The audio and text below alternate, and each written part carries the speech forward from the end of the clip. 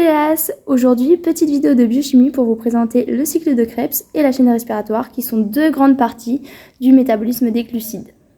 Dans un premier temps, on va vous parler du cycle de Krebs et dans un deuxième temps, on va vous présenter la chaîne respiratoire. Donc là, on va parler du cycle de Krebs. On va tout d'abord voir les généralités pour ensuite se pencher sur chaque réaction et finir par le bilan de ce cycle. Le cycle de Krebs, autrement appelé cycle du citrate, est constitué des 8 réactions qui ont lieu dans la matrice mitochondriale en conditions aérobies, c'est-à-dire en présence d'oxygène. Parmi ces 8 réactions, 3 sont irréversibles. La première, la troisième et la quatrième. Ces réactions ont pour objectif le catabolisme, c'est-à-dire la dégradation de l'acétyl-CoA. Pour rappel, l'acétyl-CoA est constitué d'acétate et d'un coenzyme A lié par une liaison thioester riche en énergie. L'acétyl-CoA peut être formé à partir de plusieurs choses, à partir du pyruvate, via la glycolyse, comme on peut voir ici, à partir de la bêta-oxydation des acides gras, ou à partir de certains aminés. Ce catabolisme aboutit à la formation de cofacteurs réduits, du NADHH+, et du FADH2, ainsi qu'à la formation de CO2 et de GTP. Maintenant, on va se pencher un peu plus en détail sur les réactions. La première étape est une réaction irréversible très exergonique qui consiste en la condensation de l'oxaloacétate et de l'acétyl-CoA et la formation de citrate. L'enzyme de cette réaction est la citrate synthase. Cette réaction se fait en 2 étapes. D'abord avec la formation de citryl-CoA, puis son hydrolyse pour former du citrate et libérer un CoA-SH, coenzyme A-SH. Cette réaction est inhibée de manière allostérique par l'ATP et est activée par l'ADP. La seconde étape est une réaction d'isomérisation réversible endergonique du citrate en isocitrate, catalysée par l'aconitase. Pour rappel, l'isomérisation est une réaction par laquelle une molécule est transformée en une autre molécule qui possède les mêmes atomes, le même nombre d'atomes, mais les atomes n'ont plus la même position. Cette réaction est inhibée par le fluoroacétate. La troisième étape est la décarboxylation oxydative de l'isocitrate en alpha-cétoglutarate. Cette réaction est catalysée par l'isocitrate déshydrogénase. Cette réaction est irréversible et se fait à nouveau en 2 étapes. D'abord, l'oxydation du groupement hydroxyle de l'isocitrate en oxalosuccinate, puis la décarboxylation de l'oxalosuccinate en alpha-cétoglutarate. Cette réaction consomme du NAD+, et aboutit à la formation de NADHH+, et de CO2. L'ADP active allostériquement cette formation, contrairement à l'ATP qui l'inhibe.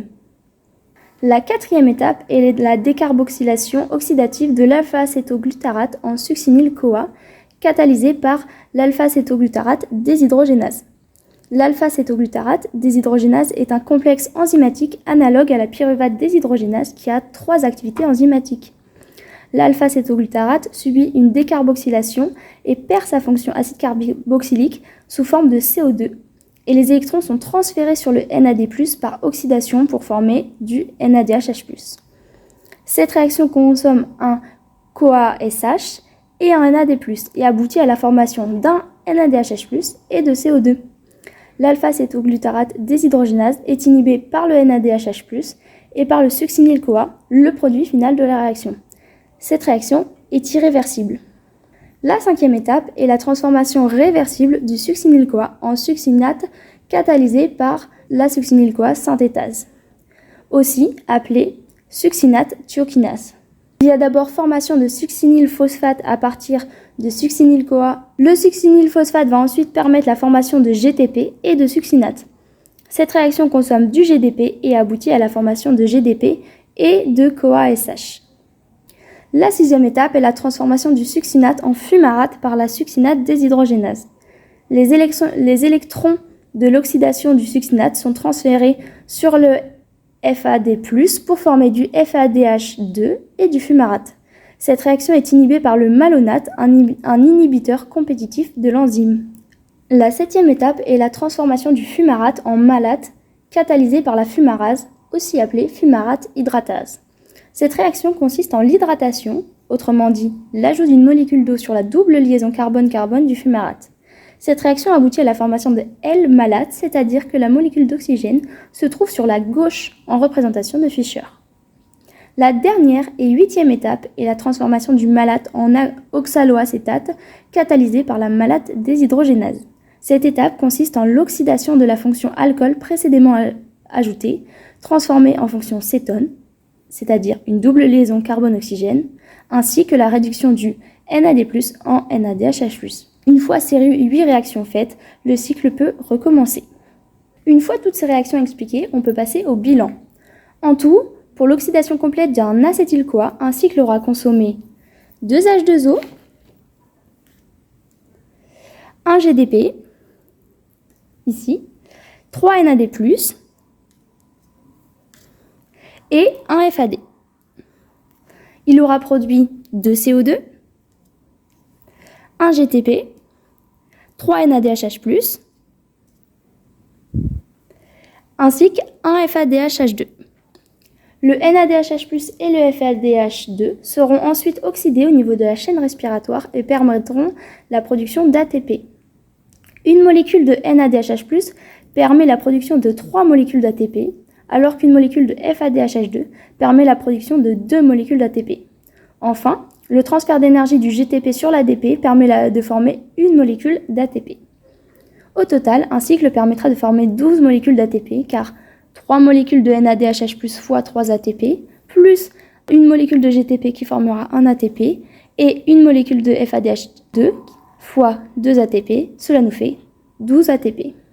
Pour retenir les enzymes, on vous propose 2 petits moyens mémotechniques. Le premier, c'est l'ACIA suspecte un suspect qui fume des Marlboro oxydés. Donc, la CIA suspecte un suspect qui fume des Marlboro oxydés. Et le deuxième est un mémotechnique pour retenir les enzymes du cycle avec leurs initiales. Donc, le mémotechnique est CAIAS-FM, que vous pouvez écrire ici. Donc, CAIASS-FM. Donc, ça fait penser à une sorte de radio, donc CAIAS-FM. Finalement, le cycle de Krebs a un rôle amphibolique. Il est impliqué à la fois dans le processus d'oxydation, catabolisme, et de synthèse, anabolisme. Ça va être le catabolisme d'un acétyl-CoA et l'anabolisme, donc la synthèse d'oxaloacétate, d'acides aminés non essentiels grâce à des réactions de transamination et d'acides gras à chaîne longue. On enchaîne donc avec la chaîne respiratoire mitochondriale. Ici, en haut à droite, vous pouvez voir la localisation de ce schéma. On se retrouve dans une mitochondrie, on voit la membrane interne et la membrane externe, et le schéma global en A3 est représenté par ce petit carré qui nous donne la localisation. Donc on peut repérer ici le cytoplasme de la cellule, la membrane externe mitochondriale composée de la bicouche phospholipidique, l'espace intermembranaire et la membrane interne. Et ici, derrière la membrane interne, la matrice mitochondriale. La respiration cellulaire est un processus essentiel à notre survie car elle permet la production d'ATP et c'est cet ATP qui va être source d'énergie dans nos cellules. Vous pouvez aussi entendre le terme d'ATP étant la monnaie énergétique cellulaire. Les cellules ne pourraient donc pas fonctionner sans cet ATP et le corps humain s'arrêterait tout simplement. La respiration cellulaire se déroule dans la mitochondrie, que l'on surnomme souvent la centrale énergétique de la cellule. Ce processus complexe se divise en 2 étapes primordiales, la première étant le transport d'électrons à partir de cofacteurs réduits jusqu'à l'oxygène, et la deuxième étant la phosphorylation de l'ADP en ATP, c'est ce qu'on appelle la phosphorylation oxydative.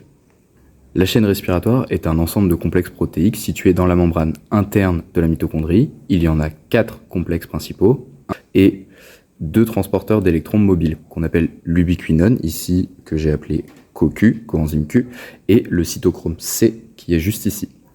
Chaque complexe joue un rôle spécifique dans le transfert d'électrons et le pompage des protons, créant un gradient de protons dans l'espace intermembranaire. En rose, vous retrouvez le complexe 1 qu'on appelle NADH déshydrogénase. Ce complexe oxyde le NADH+ en transférant ses électrons à l'ubiquinone, ici appelé coenzyme Q. L'énergie libérée lors de cette réaction est utilisée pour pomper 4 protons de la matrice mitochondriale vers l'espace intermembranaire, contribuant au gradient de protons. En bleu, plus en bas, vous retrouvez le complexe 2 qu'on appelle succinate déshydrogénase. Ce complexe est non seulement impliqué dans la chaîne respiratoire, mais vous pouvez aussi le retrouver dans la 6e étape du cycle de Krebs. Il est responsable de l'oxydation du succinate en fumérate, produisant du FADH2. Les électrons de ce cofacteur sont ensuite transférés à l'ubiquinone, ici toujours appelé coenzyme Q.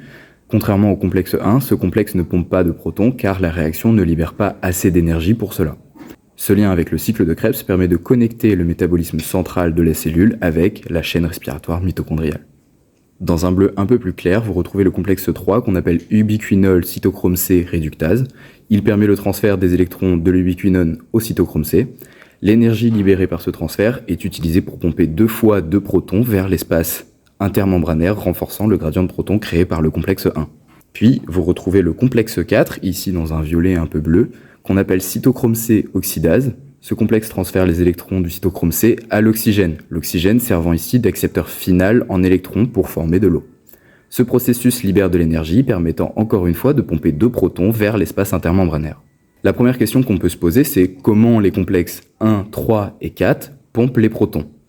En fait, à chaque étape, les électrons passent d'un complexe avec un niveau énergétique plus élevé à un niveau énergétique plus bas, ce qui libère de l'énergie à chaque transfert, et cette énergie libérée par le transfert d'électrons est utilisée par les complexes 1, 3 et 4 pour changer de conformation. Quand je dis conformation, c'est changer leur forme 3D, ce qui va leur permettre de pomper les protons. C'est important de connaître comment fonctionne le gradient de protons et de connaître la théorie chimio-osmotique. En fait, le transport des électrons et la synthèse d'ATP sont couplés grâce au gradient de protons, comme je l'ai dit juste avant. C'est la théorie chimio-osmotique. Les protons accumulés dans l'espace intermembranaire forment une différence de potentiel électrique et un gradient chimique, créant une force appelée proton motrice. On peut comparer cette force à de l'eau stockée derrière un barrage, prête à se libérer pour générer de l'énergie en redescendant. Cette énergie va être ensuite utilisée par le complexe 5, qu'on appelle ATP synthase. Les protons retournent dans la matrice mitochondriale en passant par l'ATP synthase, ce qui provoque la rotation de ce dernier, permettant la synthèse d'ATP. Ensuite, il faut connaître les différents inhibiteurs de la chaîne respiratoire. Ici, c'est la roténone pour le complexe 1, que vous retrouvez en rouge avec une barre et un moins pour dire qu'il l'inhibe. Pour le complexe 2, c'est le malonate qui sert d'inhibiteur. Pour le complexe 3, c'est l'antimycine A. Pour le complexe 4, c'est le cyanure. Et pour le complexe 5, c'est l'oligomycine. Chacun de ces inhibiteurs bloque le transfert des électrons de la chaîne respiratoire, empêchant donc la formation du gradient de protons et, par conséquent, la synthèse d'ATP. Ces inhibiteurs sont souvent utilisés en recherche pour étudier la chaîne respiratoire et ses dysfonctionnements. Le rendement respiratoire cellulaire peut être calculé en fonction des cofacteurs réduits utilisés. À partir du NADH-H+, on produit environ 3 molécules d'ATP. À partir du FADH2, on produit environ 2 molécules d'ATP. Donc, lors de la dégradation complète d'une molécule de glucose en CO2 et en H2O, le rendement total en ATP diffère selon la navette utilisée pour transporter les électrons dans la mitochondrie. Ici, vous retrouvez 2 navettes, la navette glycérol-phosphate et la navette malate-aspartate. Avec la navette glycérol-phosphate, où l'oxydation du glycérol 3-phosphate en déhydroxyacétone phosphate réduit du FAD en FADH2, le tout catalysé par la glycérol 3-phosphate déshydrogénase mitochondriale. Avec cette navette, on obtient 36 ATP pour une mole de glucose. Avec la deuxième navette, la navette malate-aspartate, on obtiendrait 38 molécules d'ATP à partir d'une mole de glucose. La deuxième question qu'on pourrait se poser, c'est pourquoi choisir la navette glycérol 3-phosphate ?